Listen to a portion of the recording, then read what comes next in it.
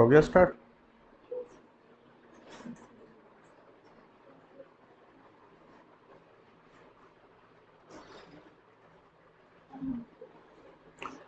Hello students, स्वागत है आपका मेंटोर जी क्लासेस में।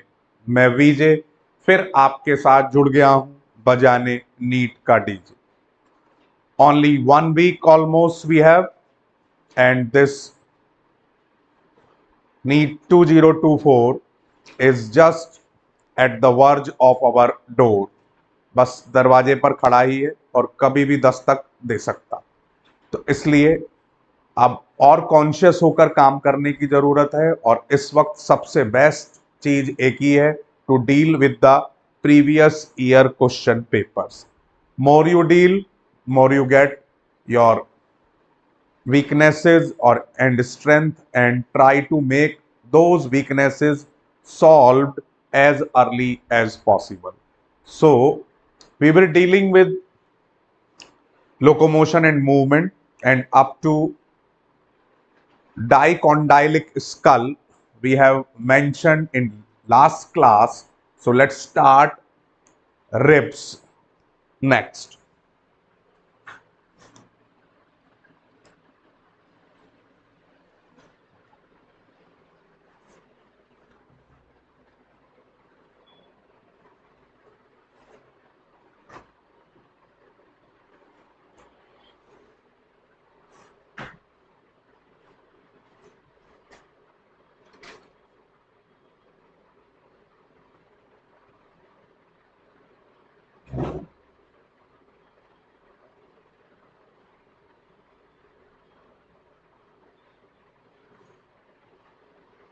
Vertebral column.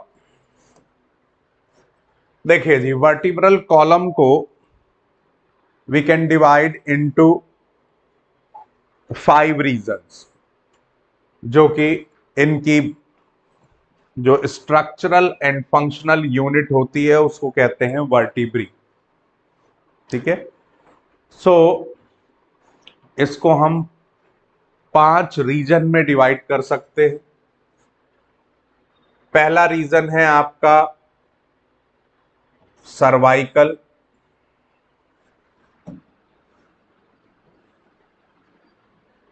Second is thoracic, third is lumbar, fourth is sacral and fifth is coccygeal. तो इस तरीके से 5 इन सेक्शंस में हम इसको डिवाइड कर सकते हैं। स्ट्रक्चरल और फंक्शनल यूनिट हो गई vertebrae, that is the structural and functional unit.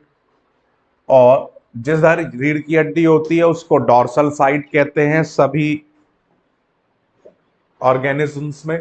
It extends from skull, skull से लेकर, और ये हमारे मेन फ्रेमवर्क ऑफ ट्रंक, इस पूरे हिस्से को हम धड़ कहते हैं, तो इस पूरे हिस्से को ट्रंक में ये, और इसी के थ्रू, ये बड़ा इंपॉर्टेंट है, each vertebra has a central hollow portion जिसे न्यूरल कैनाल कहते हैं, जिसमें से होकर स्पाइनल कॉर्ड पास होती है। अब नेक्स्ट इट इज इंपॉर्टेंट कि फर्स्ट वर्टिब्रा को एटलस कहते हैं और सेकंड को कहते हैं एक्सिस। ठीक है, तो जो एटलस के ही आपका ऑक्सीपिटल कॉन्डाइल है वो इसके अंदर आर्टिकुलेट करते हैं। ठीक है, और ये स्टार्ट होता है स्कल से।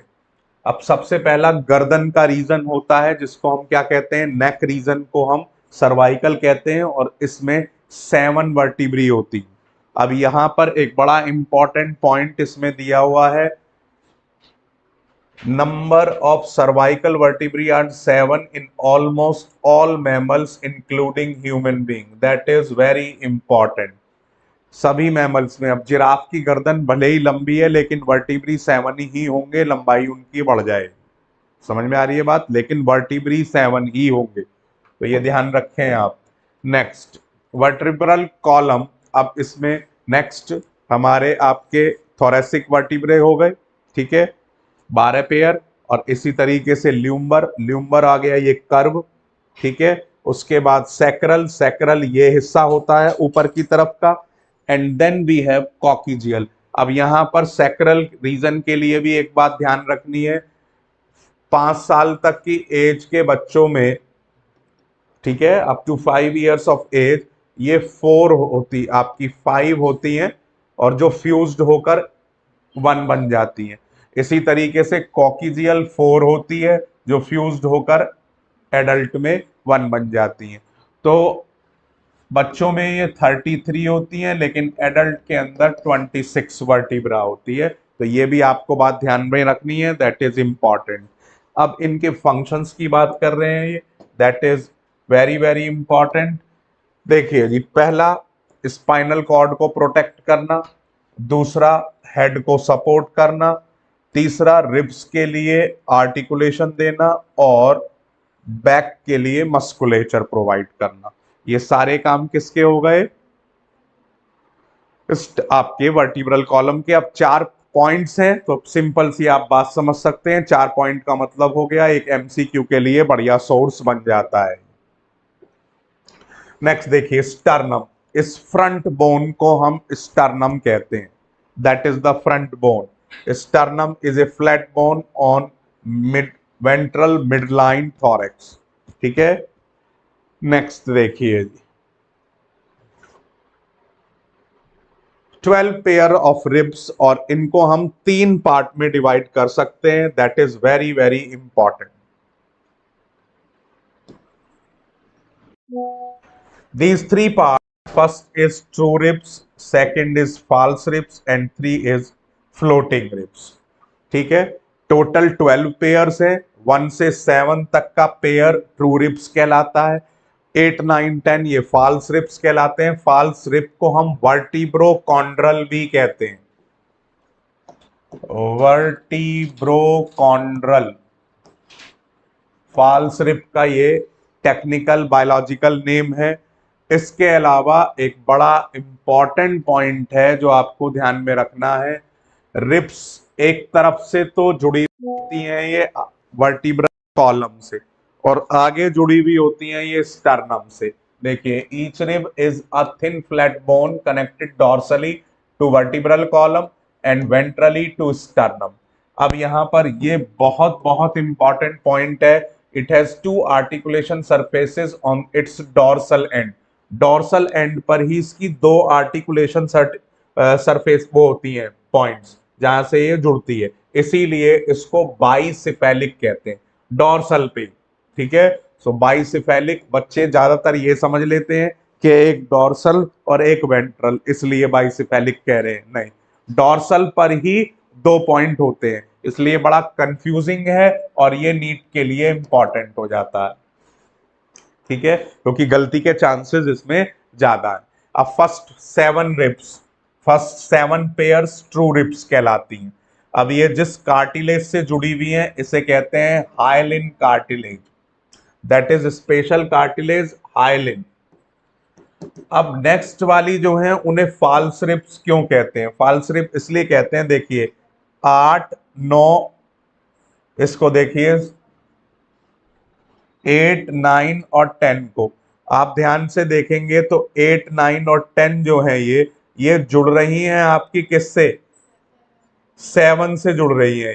ये देखिए यहां कर आकर ये तीनों ये 7 से जुड़ी है, ये डायरेक्टली स्टर्नम से नहीं जुड़ रही, ये 7 से जुड़ रही है, और 7 फिर इन्हें स्टर्नम से जोड़ रही है, इसलिए इन्हें फॉल्स रिब कहा जाता है। और फिर उसके बाद आप देखेंगे 11 और 12 ये केवल वर्टिब्रल कॉलम से जुड़ रही हैं, आगे ये स्टर्नम से नहीं जुड़ रही, क्योंकि ये इस तरीके से किडनी के ऊपर आती हैं, ठीक है, और ये किडनी को अगर इन्हें जुड़ना होगा तो इन्हें फिर किडनी में से होकर गुजरना पड़ेगा, तो इसलिए ये आगे जुड़ती नहीं है, और इन्हें हम फ्लोटिंग रिब्स कहते हैं, ठीक है, क्लियर।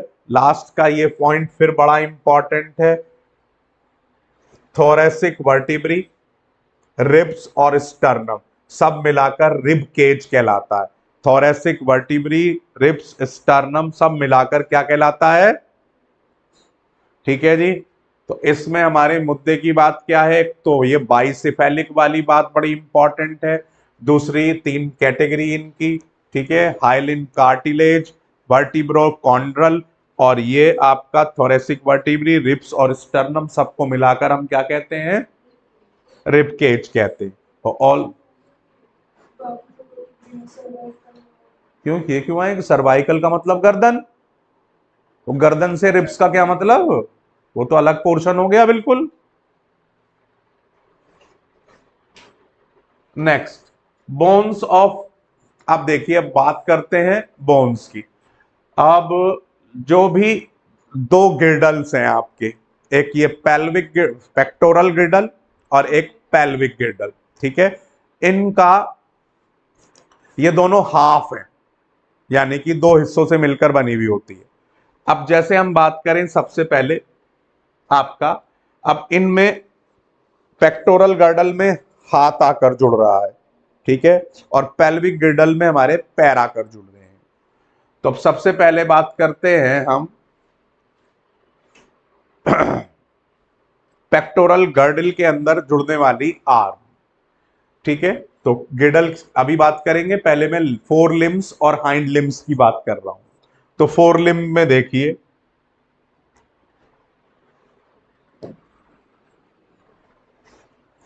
टोटल बोन्स ह्यूमरस एक, ये पूरी हमारी हाथ की हड्डी हो गई, दिस वन, ठीक है। उसके बाद आपका ये हिस्सा रेडियस अल्ना, ये हिस्सा जो होता है ये हमारा फोर हैंड, ये हो गया रेडियस अल्ना, इनका जॉइंट कोहनी कहलाता है, रेडियस अल्ना। और ये ह्यूमरस का जॉइंट क्या कहलाता है? ये हमारी कोहनी हो गई, एल्बो हो गई हमारी, ठीक है।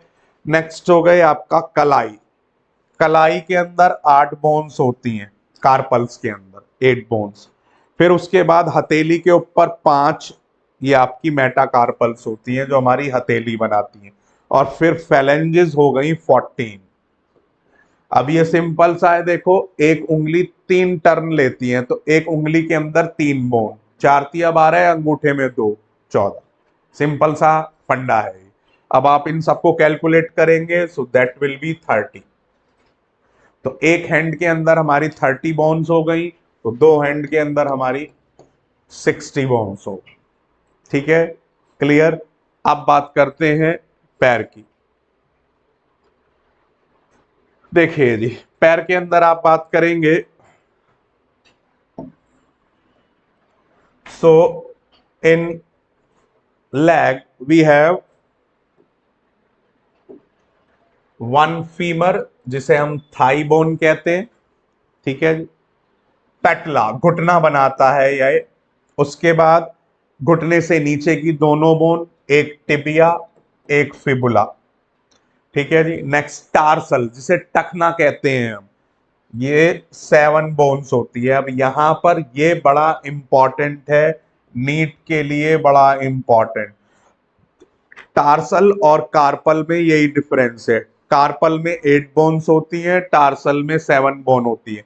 वो एक बोन का एडजस्टमेंट पेटला में हो गया, बोन बैठेंगी 30 ही इसमें भी, लेकिन एक टार्सल कम होकर पेटला बढ़ गया वहां पर।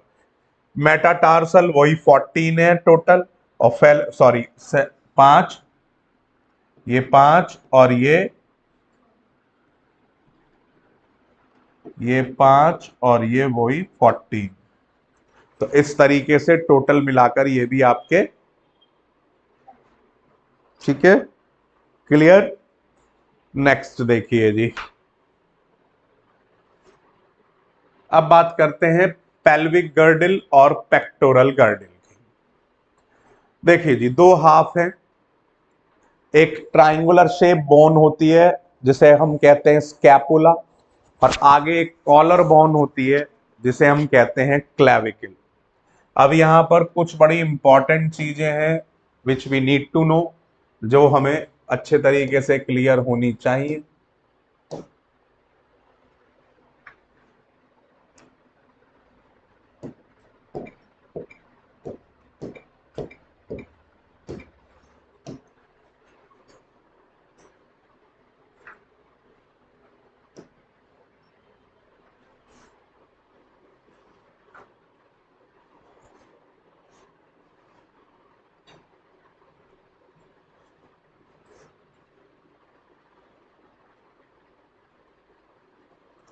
देखिए जी, एक तो ये बोन हो गई आपकी क्लेविकल, दिस वन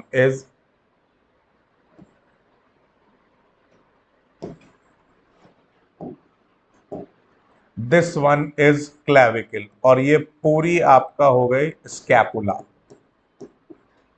ये स्कैपुला हो गई और ये क्लेविकल हो गई। ठीक है जी। अब जो ये क्लेविकल का, ये पूरी क्लेविकल है, क्लेविकल का वो हिस्सा जिसके नीचे वो स्कैपुला से आकर जुड़ती है उसको एक्रोमियन बोलते हैं। ठीक है। क्लेविकल का वो हिस्सा एक्रोमिन कहलाता है, जहां से ये आकर किससे जुड़नी है, स्कैपुला से जुड़नी है। ठीक है। अब इसी के नीचे ही एक गड्ढा बन जाता है इस तरीके से, ये रहा।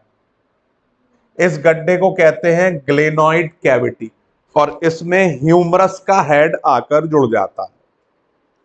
तो इसलिए एक्रोमिन की हमें पोजीशन बड़े अच्छे तरीके से क्लियर होनी जरूरी है। समझ में आ रही है बात? क्योंकि जस्ट एक्रोमिन के नीचे ही, एक्रोमिन वो हिस्सा है जहां जिसके क्लेविकल जुड़ रही है स्कैपुला से, और उसके जस्ट नीचे ही एक गड्ढा बन जाता है, एक डिप्रेशन बन जाता है जिसे कहते हैं ग्लेनॉइड कैविटी, और इस ग्लेनॉइड कैविटी में ह्यूमरस का हेड आकर जुड़ता है और बॉल एंड सॉकेट जॉइंट बनाता है।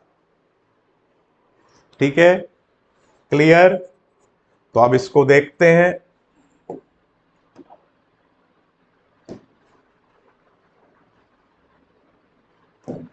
देखिए, यही सेम चीज आपको कह रखी है, bone help in articulation of upper and lower limb. ठीक है, ये अपर लिम्स को जोड़ने का काम करते हैं। Axial, each girdle is two halves, each half of pectoral girdle consist of clavicle and scapula. Scapula is a large triangular flat bone situated in the dorsal part of the thorax between, ये बड़ा important है, ये पूरी बहुत important है, location दे दी NEET के लिए, favourite हो गया ये लोकेशन। Scapula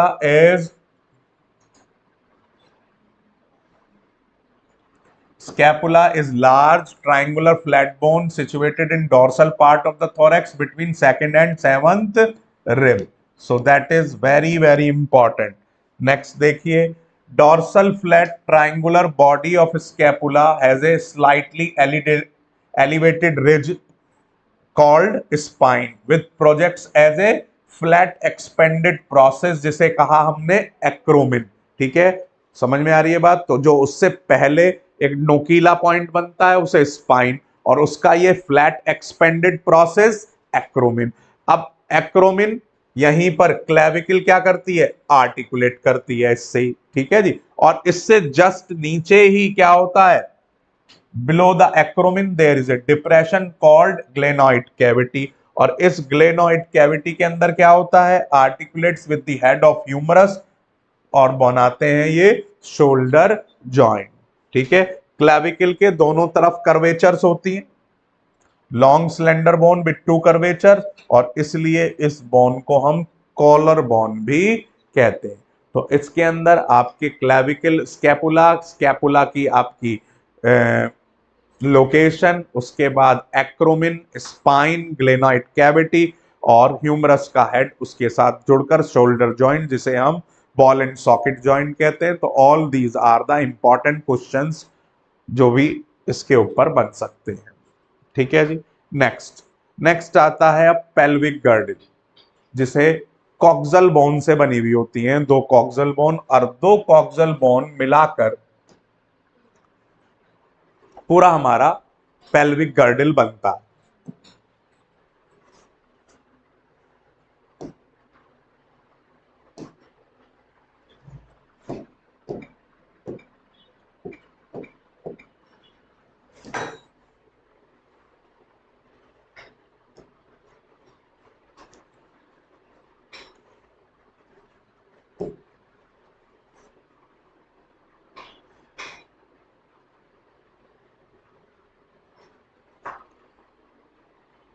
देखिए जी, ये पूरा का पूरा जो ये आप पूरी उससे देख रहे हैं, ये एक क्या है, कॉक्सल बोन है। ठीक है, जो ये आपका ऑरेंज कलर है, डार्क ऑरेंज कलर, ये क्या है, एक कॉक्सल बोन है, केसरिया जिसे कह देते हैं हम, केसरिया टाइप रंग। तो ये हो गया कॉक्सल बोन, और इसको जहां ये दोनों एक दूसरे से जुड़ रही हैं, दैट इज प्यूबिक सिम्फाइसिस। इसे ध्यान रखेंगे, this region is pubic symphysis, जहां ये दोनों कॉक्सल बोन आकर जुड़ती हैं।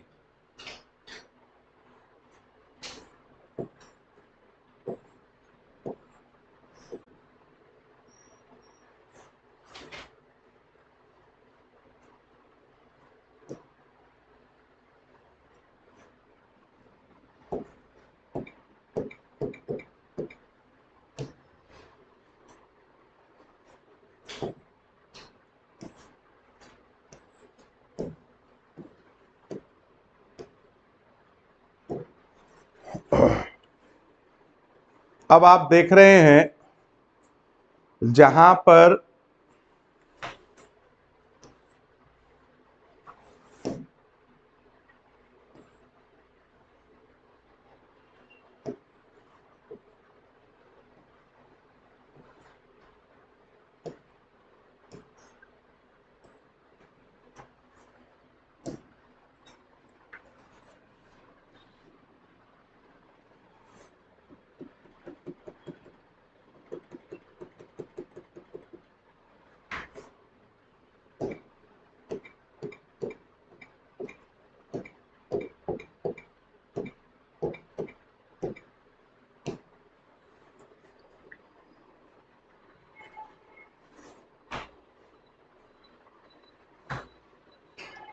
अब एक कॉक्सल बोन तीन पार्ट से मिलकर बनी हुई होती है।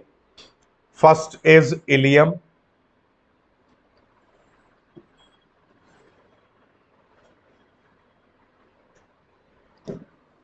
First is ilium, second is pubis, and third is, और ये ट्राई रेडिएट कार्टिलेज से तीनों जुड़े हुए होते हैं। अब ये बीच में जो आप गड्ढा देख रहे हैं, दैट इज एसिड, और इसके अंदर फीमर का हेड आकर जुड़ जाता है, और ये दूसरा बॉल एंड सॉकेट जॉइंट बनाते हैं। This is second ball and socket joint. ठीक है, तो इस तरीके से दो कॉक्सल बोन मिलकर पूरा हिप गर्डिल या पेल्विक गर्डिल तैयार करती है। वहां पर है ग्लेनॉइड कैविटी, यहां पर है आपकी एसिडाबुलम, वहां पर फीमर का ह्यूमरस का हेड जुड़ता है, यहां पर फीमर का हेड जुड़ता है। ठीक है, अब यहां पर एक चीज और ध्यान रखेंगे, क्योंकि ये पेल्विक गर्डिल फीमेल में ज्यादा स्ट्रांग होता है और पेक्टोरल मेल में ज्यादा स्ट्रांग होता है। ठीक है, क्योंकि male is meant for muscular work and female have to give birth to baby, so that's why this region is more supportive and strong.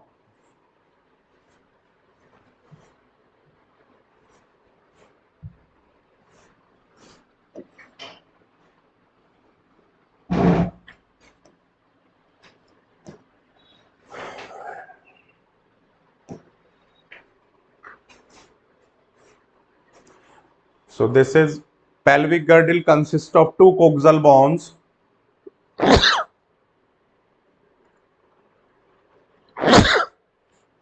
Each coxal bone is formed by the fusion of three bones, ischium, ilium, and pubis. At the point of fusion of above bones, there is a cavity acetabulum, जहाँ thigh bone आकर जुड़ जाती है, और दो half एक दूसरे से मिलकर एक फाइब्रस कार्टिलेज बनाते हैं, से जुड़ते हैं, जिसको हम क्या कहते हैं, प्यूबिक सिम्फाइसिस कहते हैं। ठीक है जी, नेक्स्ट आता है अब last part of this chapter, and that is joints. Joints basically तीन तरीके के होते हैं,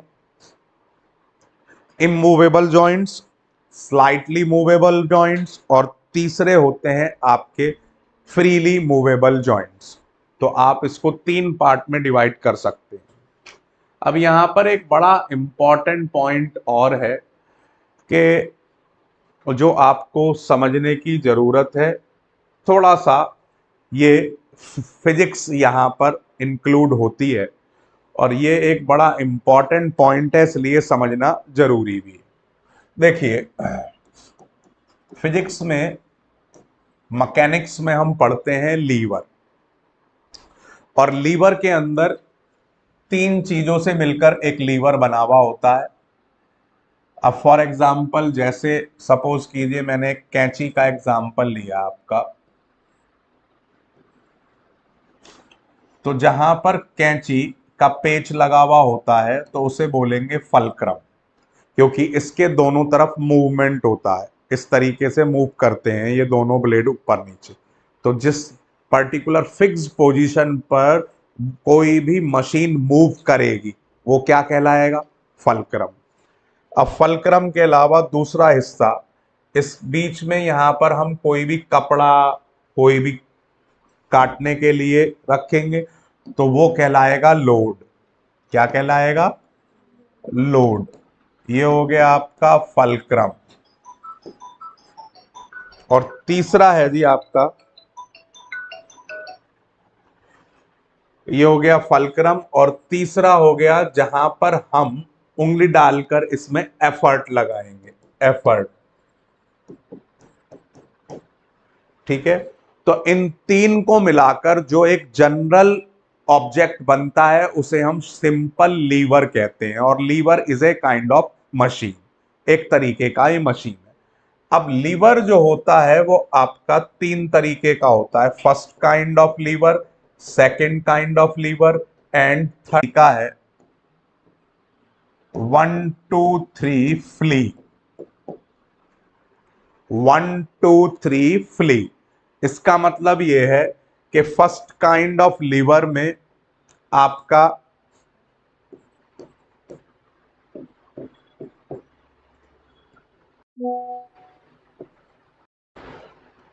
आपका फलक्रम बीच में होगा। ठीक है, फलक्रम बीच में होगा, that is first kind of liver.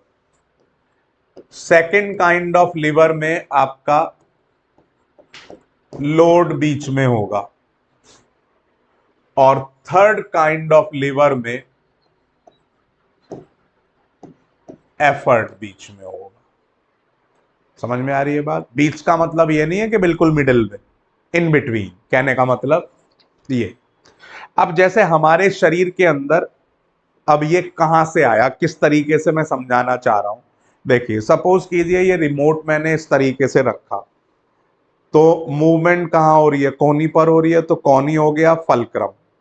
Load हो गया आपका रिमोट, ये लोड यहां रखा हुआ है, और ये मेरी काफ मसल्स इसको मूव, ये सॉरी, जिन्हें कह रहे हैं हम ये हैंड मसल्स, यहां से ये मूव कर रही हैं, तो एफर्ट बीच में हो गया। तो ये कौन सा लीवर हो गया? इस तरीके से मूवमेंट के लिए ये कौन सा लीवर हो गया? ठीक है, इसी तरीके से आप पंजों पर खड़े हुए हैं इस तरीके से। ठीक है, तो आपका फलक्रम, सारा का सारा जो फलक्रम है वो कहां आ गया? पंजों पर। लोड आ गया आपका एड़ी पर। ठीक है, और एफर्ट लग रहा है, ये काफ मसल्स लगा रही हैं, तो लोड बीच में हो गया, that is second kind of lever. ठीक है, तो इस तरीके के बहुत सारे एग्जाम्पल्स हमारी बॉडी के अंदर बन सकते हैं। तो उसी चीज का रेफरेंस यहां पर इन्होंने दिया है। अब उन्होंने अपनी बात कहकर समझाने का काम टीचर का होता है। एनसीईआरटी ने अपनी बात कहकर बात खत्म कर दी। देखिए यहां पर इन्होंने वर्ड यूज कर दिया फलक्रम। अब इसका मीनिंग क्या है वो जब तक नहीं समझ में आएगा, ये पल्ले पड़ेगा ही नहीं कि फलक्रम है क्या, एज इट। तो इसको इतना हिस्सा हमें समझना बहुत जरूरी है, and that is very much required, क्योंकि इसके ऊपर किसी भी तरीके का आपका कॉम्पिटेंसी बेस्ड क्वेश्चन बन सकता है। ठीक है, तो तीन तरीके के जॉइंट्स हो गए। एक हो गया आपका फाइब्रस जॉइंट्स। फाइब्रस जॉइंट्स में क्या हो गया? जो कि इमूवेबल है, जो मैंने कल आपको बताया था, स्कल में, स्कल बोन्स के बीच में जो जिग जैग आपने लाइनिंग देखी थी, दैट इज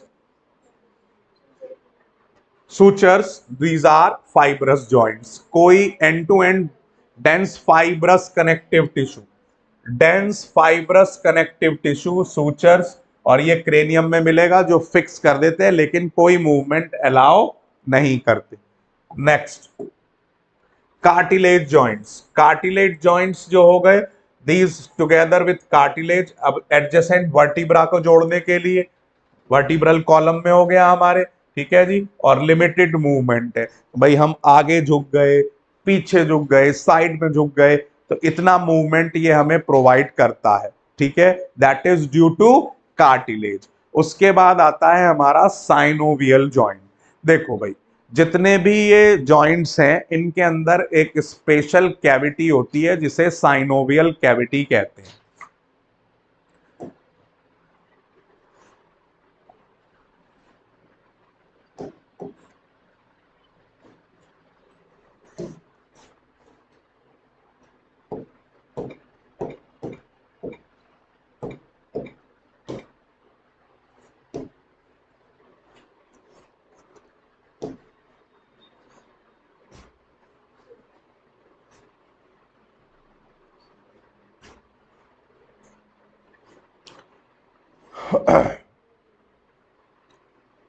देखिए, साइनोवियल जॉइंट इस तरीके से आपको दिखाई देगा, जिसमें बोन के ऊपर उसकी सरफेस पर कार्टिलेज हो गया, ठीक है, बीच में ये साइनोवियल कैविटी हो गई जिसके अंदर साइनोवियल फ्लूइड भरा हुआ होता है, और ये चारों तरफ से जो इसको ढकती है वो साइनोवियल मेम्ब्रेन।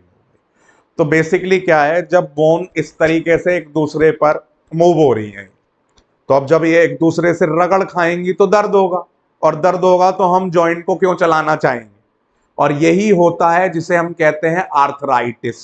उसके अंदर क्या होता है, आर्थराइटिस के अंदर जो कार्टिलेज है या जो साइनोवियल फ्लूइड है ये सूखना शुरू हो जाता है, कार्टिलेज खत्म होना शुरू हो जाता है, तो वो आर्थराइटिस हो गया। फिर हमने पढ़ी थी एक आपकी autoimmune disease, rheumatoid arthritis. Rheumatoid arthritis में क्या होता है, जो एंटीबॉडीज हैं इस जगह की, वो ही इन कार्टिलेज को और साइनोवियल फ्लूइड को करना स्टार्ट कर देते हैं ड्यू टू ऑटो इम्यून। समझ में आ रही है बात। तो अब इसके अंदर ये फ्लूइड एक तरीके से ल्यूब्रिकेंट है जो कि कार्टिलेज को मॉइस्ट बनाए रखता है ताकि फ्रिक्शन रिड्यूस हो। अब क्योंकि मैक्सिमम मूवमेंट इनके बीच में ही है, अब क्या बहुत बार सुना होगा कि जी अब तो घुटनों की ग्रीस खत्म हो गई, तो ग्रीस बेसिकली क्या है, ये साइनोवियल फ्लूइड है जिसको हम साधारण भाषा में ग्रीस कह देते हैं, साधारण बोलचाल की भाषा में। तो that is very very important to understand. अब कुछ टॉपिक ऐसे हैं जो एनसीईआरटी ने दिए ही नहीं रखे, लेकिन ना देने के बावजूद भी उनकी इंपॉर्टेंस बहुत है, क्योंकि अगर उन्हें हम नहीं सामने रखेंगे तो उनका समझना इम्पॉसिबल है, हमारे समझ में नहीं आएंगे, वो आने नहीं है, ये आना नहीं है। लेकिन साइनोवियल जॉइंट को समझने के लिए ये हमारी मजबूरी है, वी कांट से नो, हम नो नहीं कह सकते इसे।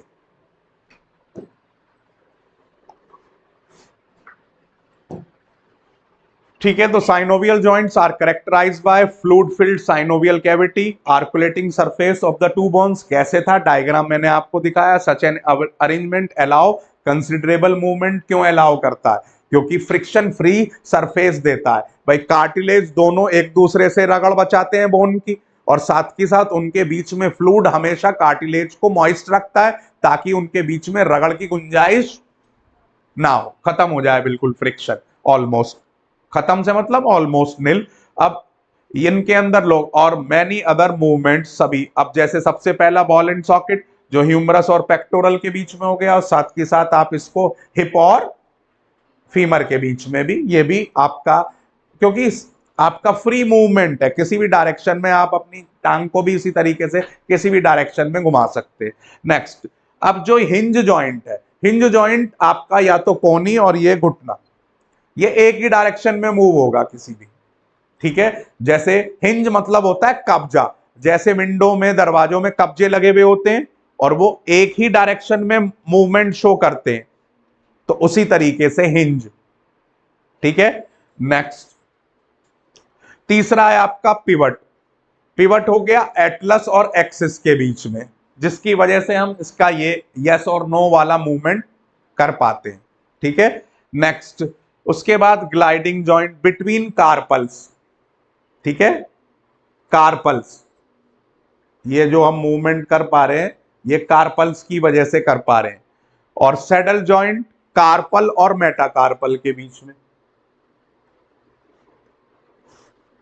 ये वाले जो जॉइंट है कार्पल और मेटाकार्पल के बीच में, भाई चाहे अंगूठे हैं चाहे ये हथेली का पूरा जॉइंट वो, ठीक है, समझ में आ रही है बात, बिटवीन कार्पल एंड मेटाकार्पल, और ये थंब वाला स्पेशली इन्होंने, ठीक है, क्योंकि यही मूव होता है ज्यादा बेहतर ढंग से, ठीक है, क्लियर। अब नेक्स्ट बात है आपकी डिसऑर्डर्स ऑफ मस्कुलर एंड, वो आपका जो साइनोवियल होता है उसमें या तो कार्टिलेज को खाना शुरू कर दें एंटीबॉडीज वहां की, या साइनोवियल फ्लूइड को डिस्ट्रॉय करना स्टार्ट कर दे, तो उसकी वजह से जो होता है वो ऑटो इम्यून डिजीज क्या कहलाती है, रूमेटॉइड आर्थराइटिस। इसकी वजह से वीकनिंग, पैरालिसिस, इस तरीके के इफेक्ट हो सकते हैं। नेक्स्ट मस्कुलर डिस्ट्रॉफी, ये है D progressive degeneration of skeletal muscle, ये एक जेनेटिक डिसऑर्डर है। जैसे जैसे एज बढ़ती है तो मसल्स बनाने वाले जो जीन्स हैं उनकी कमजोरी होने की वजह से या उनका डिलीशन होने की वजह से धीरे धीरे एक एज पर आकर मसल्स डीजनरेट होना शुरू हो जाती हैं स्केलेटल मसल्स का। टिटैनी, टिटैनी हो गया नस पे नस चढ़ना, ये लो कैल्शियम आयन कंसंट्रेशन की वजह से होता है बॉडी फ्लूइड में, जिसमें वाइल्ड कॉन्ट्रैक्शन हो जाता है। Next arthritis, inflammation of the joint, इसका मेन कारण क्या है, कार्टिलेज कम हो जाना या साइनोवियल फ्लूइड में कमी हो जाना। अब उसकी वजह से जब जॉइंट्स रगड़ खाती है तो जॉइंट्स मतलब बोन्स जो हैं सूज जाती है, इन्फ्लेमेशन हो जाता है। ऑस्टियोपोरोसिस, ये बहुत इंपॉर्टेंट है, एस्ट्रोजन का लेवल डिक्रीज होने की वजह से 40 प्लस या 30 प्लस वुमन में बोन डेंसिटी डिक्रीज हो जाती है, तो जिसकी वजह से हम उसको क्या कहते हैं, ऑस्टियोपोरोसिस। जो बोन डेंस यानी कि जो एक बोन की एक्चुअल डेंसिटी होनी चाहिए उस एज पर, उससे रिड्यूस हो जाती है क्योंकि एस्ट्रोजन का लेवल डिक्रीज हो जाता है। नेक्स्ट गॉट, गॉट बोलते हैं, अब इसमें यूरिक एसिड क्रिस्टल्स एक्यूमुलेट हो जाते हैं जॉइंट्स में, जिसकी वजह से जॉइंट्स का इन्फ्लेमेशन हो जाता है। अब जॉइंट का इन्फ्लेमेशन गॉट में भी हो रहा है, आर्थराइटिस में भी हो रहा है, दोनों का रीजन अलग अलग है, तो सिमिलैरिटी है लेकिन रीजन दोनों का अलग अलग है, तो ये बात आपको दिमाग में रखनी है बड़े अच्छे तरीके से। फटाफट इसके देखिए, समरी में कुछ आपके लिए मिलता है, इतने में next chapter.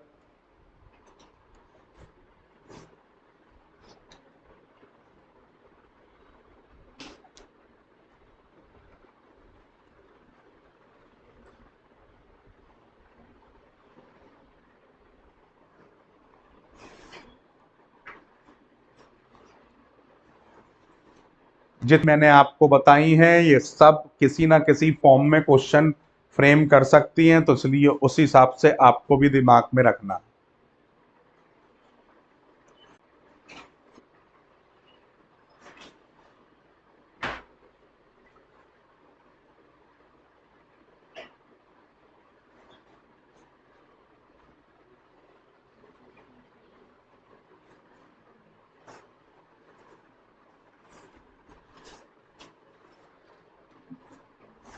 So let's start the next chapter.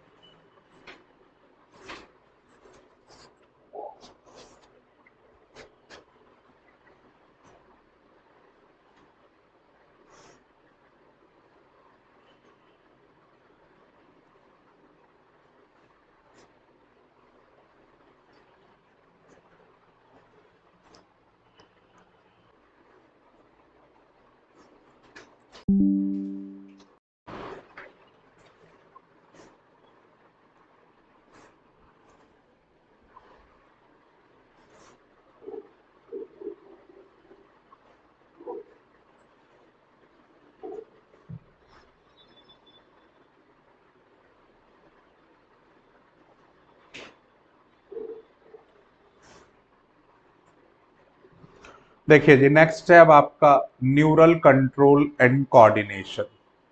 देखिए, सारे ऑर्गन्स के बीच में एक होम्योस्टैसिस बनना बहुत जरूरी है।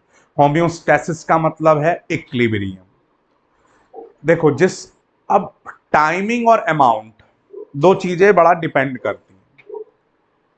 आपको भूख लग रही है और आपने भूख ज्यादा देर तक आप बर्दाश्त करते रहें, उसे एक समय ऐसा आता है फिर भूख मर जाती है, भूख लगना हमें बंद हो जाता है। तो टाइमिंग डिमांड कर रही है। अब वो उस भूख मरने के बाद आप खाना खाएंगे ना, तो उतने इंटरेस्ट से आप खाना नहीं खा पाएंगे, भले ही आप कुछ भी अमाउंट खा रहे हैं।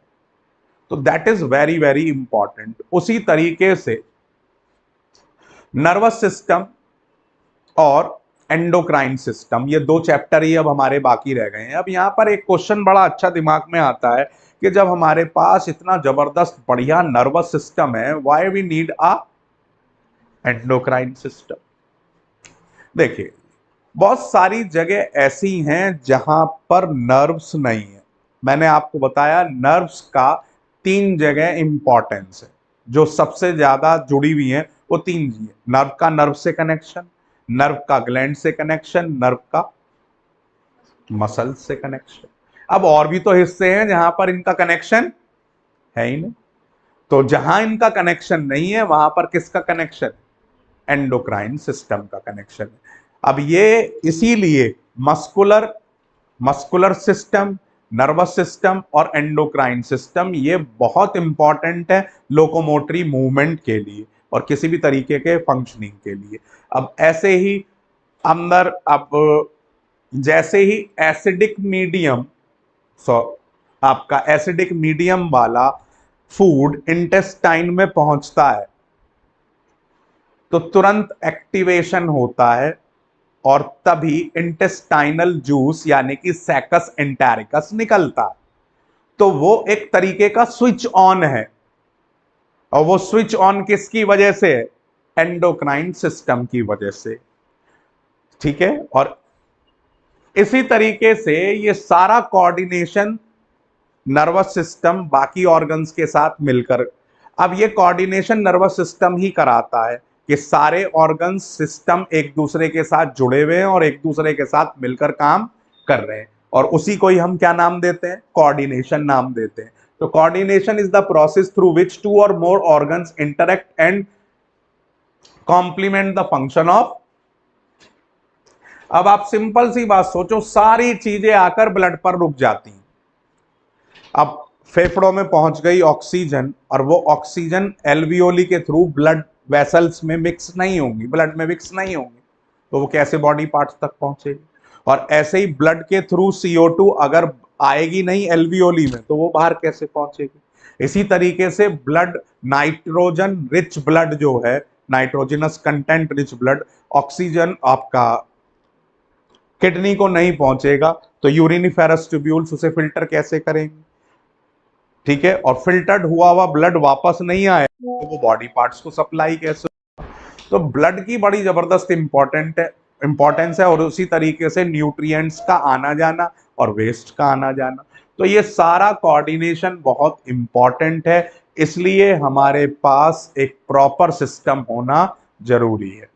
अब इस न्यूरल सिस्टम को point two point connection, quick coordination है। अब इसलिए सब जगह भी मैंने आपको बताया कि सब जगह न्यूरल सिस्टम मौजूद नहीं है।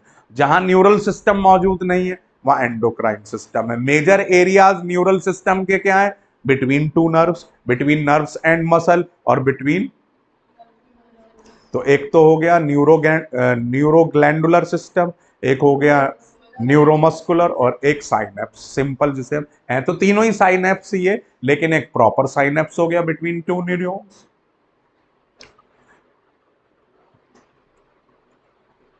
अब इसमें सबसे पहला नर्वस सिस्टम अगर हम देखें तो हाइड्रा से स्टार्ट हो जाता है, उसके अंदर नेटवर्क ऑफ न्यूरॉन्स देखा गया है। ठीक है, तो न्यूरल सिस्टम फिर आगे चलकर और बेटर बेटर इंसेक्ट्स में और बेहतर हो गया। उसके बाद आपका इंसेक्ट से पहले भी न्यूरल सिस्टम आपका एनिलिड्स में भी है, जो कि डॉर्स, उसके अंदर आप सीधा हाइड्रा के बाद नर्वस सिस्टम का एक बेहतर यूज किस में पढ़ रहे हैं, एनिलिडा में, एनिलिडा के बाद इंसेक्ट्स में, और इंसेक्ट्स के बाद फिर वो और धीरे धीरे वर्टिब्रेट्स में तो वेल डेवलप हो जाता है। पूरे के पूरे ह्यूमन न्यूरल सिस्टम को आप दो पार्ट में डिवाइड कर सकते हैं, सेंट्रल नर्वस सिस्टम और peripheral nervous system. Central nervous system में आपका ब्रेन और स्पाइनल कॉर्ड हो गए। ब्रेन से जो नर्व्स निकलती हैं उन्हें हम क्रेनियल नर्व्स कहते हैं, और जो स्पाइनल कॉर्ड से नर्व निकलती हैं उन्हें हम स्पाइनल नर्व्स कहते हैं। अब जो आपका पेरिफेरल नर्वस सिस्टम की नर्व्स हैं वो दो तरीके की होती हैं, एक इफेरेंट और एक एफरेंट। एफरेंट मतलब जो आपका सेंस ऑर्गन से मैसेज को लेकर जाएंगी ब्रेन तक, यानी कि स्पाइनल कॉर्ड या ब्रेन तक, उन्हें हम क्या कहेंगे, एफरेंट। इन्हें सेंसरी भी बोलते हैं। ठीक है जी। और दूसरी हो गई ईफरेंट, जो सेंट्रल नर्वस सिस्टम से वापस मसल्स या ग्लैंड को लेकर आ रहे हैं, इन्हें हम ईफरेंट, ई मीन्स एग्जिट, लाने वाली, और ए मीन्स ले जाने वाली। तो ए ले जाने वाले को हम सेंसरी नर्व्स भी बोलते हैं, और ईफरेंट वाले को हम मोटर भी बोलते हैं। ठीक है जी, क्लियर। अब पीएनएस को फिर आप दो इंपॉर्टेंट उसमें बांट सकते हैं, सोमैटिक, बल्कि तीन में। सोमैटिक हो गया सिस्टम, दूसरा हो गया ऑटोनॉमिक, और तीसरा हो गया आपका विसरल। ठीक है, सोमैटिक, ऑटोनॉमिक, मिसरल, विसरल। तो सोमैटिक में आपकी बॉडी ऑर्गन्स को हो गई पूरी। अब ऑटोनॉमिक फिर दो पार्ट में बढ़ जाएगा ये, एक आपका सिंपैथेटिक और एक पैरासिम्पैथेटिक। सिंपैथेटिक किसी भी चीज को ज्यादातर इंक्रीज करता है, और पैरासिम्पैथेटिक उसको नॉर्मल करने की कोशिश करता है। विसरल ऑर्गन्स जितने भी आपके पेरिफेरल नर्वस सिस्टम का whole complex of nerves, fibres, ganglia and plexuses, ये चार हो गए इसके, तो इसलिए एमसीक्यू के लिए बड़ा इंपॉर्टेंट हो जाता है। करेक्ट या एक तरीके से ही समझिए, नर्व्स, फाइबर्स, गैंग्लिया तो हो गया आपका नर्व्स का गुच्छा, और प्लक्सिस हो गया ये आपका दुराए तिराए, जैसे टी पॉइंट, इस तरीके, वो उसे हम प्लक्सिस बोल देते हैं एक तरीके का। ठीक है, क्लियर। तो इनका काम क्या है, nervous system to viscera and from viscera to, मतलब एक तरीके से central nervous system to viscera और viscera to central nervous system के बीच का ये आपका पूरा का पूरा कनेक्शन है। न्यूरॉन, न्यूरॉन को हम देखें तो इसको सिंपल तीन पार्ट में आप डिवाइड कर सकते हैं, सेल बॉडी और पेरिकैरियन और साइटोन। एक के ही तीन नाम है, सेल बॉडी और पेरिकैरियन और साइटोन, सेल बॉडी और पेरिकैरियन और साइटोन। ठीक है जी। उसके बाद एक्सॉन, और उसके बाद एक्सॉन एंडिंग्स या नर्व एंडिंग्स। इस तरीके से आपका पूरी नर्व, ये नर्व सेल या न्यूरॉन तीन पार्ट में बट गए। ठीक है, अब यहां पर आपका ये नर्व है,